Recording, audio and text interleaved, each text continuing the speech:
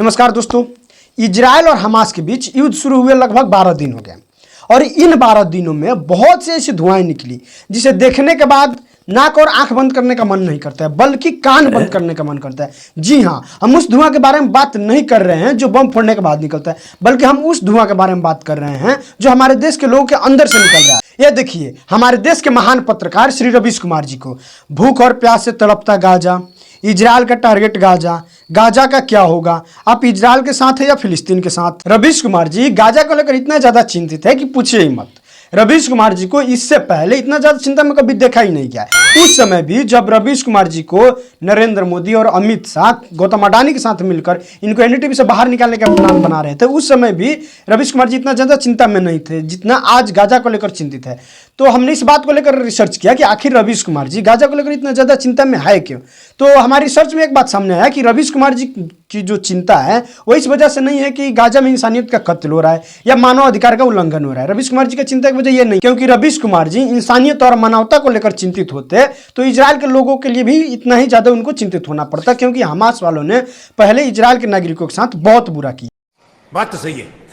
लेकिन रवीश कुमार जी इजराइल के नागरिकों के लिए इतना चिंता में नहीं है, इतना सदमे में नहीं गए हैं। तो रवीश कुमार जी गाजा को लेकर जो चिंता में डूबे हुए हैं, जो सदमे में गए हैं, उसका वजह है नरेंद्र मोदी का ट्वीट। नरेंद्र मोदी ने अपने ट्वीट में स्पष्ट कर दिया कि जो हमास ने हमला किया है यह तो एक स्पष्ट दिख रहा है कि यह आतंकवादी हमला है और भारत इस लड़ाई में इजराइल के साथ कंधे से कंधा मिलाकर खड़ा है। अब इस ट्वीट के देखने के बाद ये कैसे संभव नहीं है कि रवीश कुमार जी मोदी का विरोध न करें।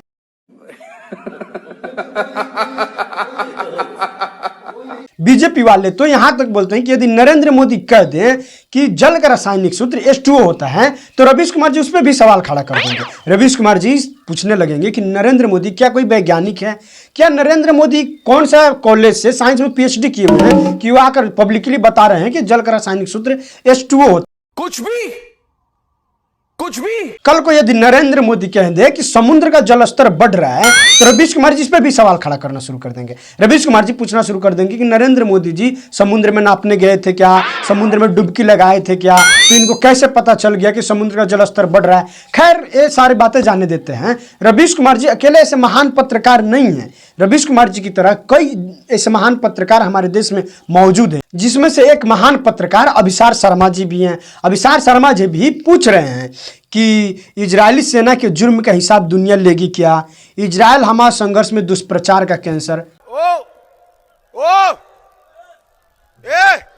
वैसे में दोस्तों, इजराइल अपना बम हमास वालों और गाजा पे बरसा रहा है, लेकिन दुख, दर्द, वेदना, पीड़ा हमारे देश के भाईजान को हो रहा है। भाईजान का मतलब आप लोग सलमान खान मत समझिएगा। राजनीति में भी एक भाईजान है जिनका नाम असरुद्दीन अवैसी है। की जमीन है, गांधी ने कहा था, मगर अफसोस की बात यह है कि आज हमारी हुकूमत खामोश बैठी हुई है। क्यों खामोश बैठी हुई है? अगर हम पूरी दुनिया में सुपर पावर बनना चाहते हैं, अगर हम अक़वाम मुत्तहिदा की सिक्योरिटी काउंसिल में मेंबरशिप चाहते हैं वोटिंग राइट के साथ, तो फिर हमारी हुकूमत को, हमारे मुल्क को ये जो वॉर क्राइम्स इजराइल कर रहा है उसकी मजम्मत करनी चाहिए। जो फलस्तीनियों को गाजा से निकाला जा रहा है उनकी मदद करनी चाहिए, रोकना चाहिए। अरे उनको पानी दो, दवा दो, लाइट दो। ये कौन सा जुल्म है कि तुम उनको मार रहे हो? बेहतरीन से बेहतरीन हथियार अमेरिका दे रहा है, अरे आप इन पर हथियार बरसा रहे।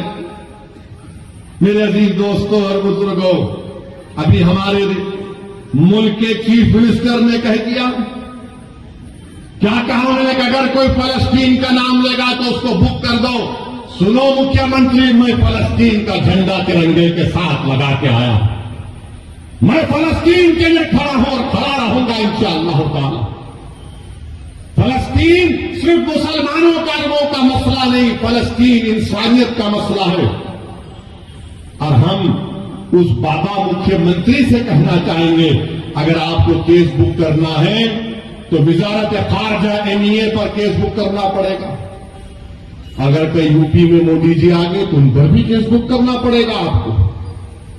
मेरे अजीज दोस्तों और बुजुर्गों, मेरी आप तमाम से गुजारिश है कि अपनी दुआओं में इन गाजा के मजलूमों के लिए दुआ करिए।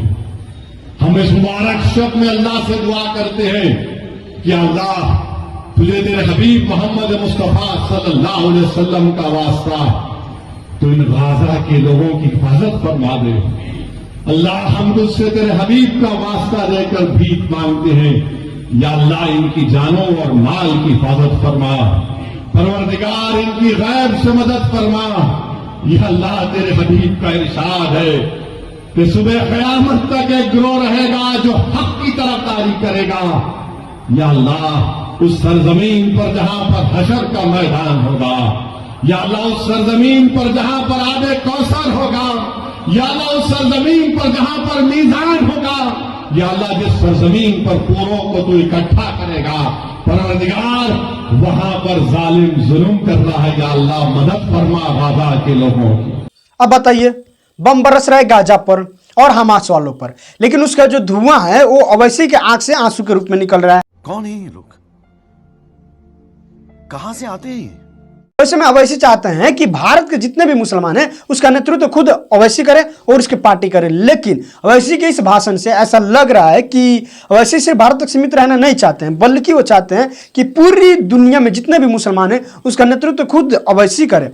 लेकिन दिक्कत एक बात यह है कि ईरान के नेता भी यही चाहते हैं, ईरान के सर्वोच्च नेता भी चाहते हैं कि वो दुनिया भर में जितने भी मुसलमान हैं उसका नेतृत्व करें, वरना घटना भारत से कई हजार किलोमीटर दूर घटित हो। और अवैसी और उनकी पार्टी मतलब ये देख ही रहे हैं लोग किस तरह से मतलब इनका जो वो स्टैंड है। वैसे में अवैसी बहुत ही चालाक नेता है। अवैसी अपने इस पूरे भाषण में कहीं भी हमास का नाम नहीं लिए हैं, बल्कि केवल और केवल फिलिस्तीन का नाम ले रहे हैं। यदि हमास का नाम लेते तो मतलब देखने को मिलता है कि इनके जुबान पे हमास का मतलब आतंकवादी संगठन हुआ या कोई मतलब और कुछ हुआ। एक बार जो भी लोग हमास को सपोर्ट करता है उनका मन में इतना ही क्रिया करना चाहिए कि आप हमास को सपोर्ट नहीं कर रहे हैं, आप टेररिज्म को सपोर्ट कर रहे हैं, आप संतरासवादी को सपोर्ट कर रहा है, और ऐसा करने से आपका नुकसान होगा। वोट का फायदा देखने से बहुत ज़्यादा फायदा नहीं होता है, देश का फायदा देखना चाहिए। तो हमें सब लोगों को हमास को कंडेम करना। अवैसी के इस दर्द पे असम के मुख्यमंत्री हेमंता बिस्वा शर्मा ने बहुत ही अच्छी तरह से बहुत ही अच्छा मरहम लगा दिया, खुद ही सुन लीजिए। अवैसी ने अपने ट्विटर पे फिलिस्तीन जिंदाबाद लिखा है। देखिए, वो एक ऐसे एक पब्लिसिटी लेने का कोशिश करते हैं। ये फिलिस्तीन यहाँ जिंदाबाद बोलने से क्या होता है? ओवैसी जाए और हमास का साइड लेके वहाँ लड़े, गाजा में चला जाए, कहाँ यहाँ हल्ला गुल्ला करते रहता है। ओवैसी का जिम्मेदारी बनता है, अगर तुम फिलिस्तीन जिंदाबाद लिखा है तुम अभी जाओ गाजा में जाओ। यहाँ क्या हैदराबाद में बिरयानी खा के कहाँ यहाँ जिंदाबाद मुर्दाबाद करते रहते।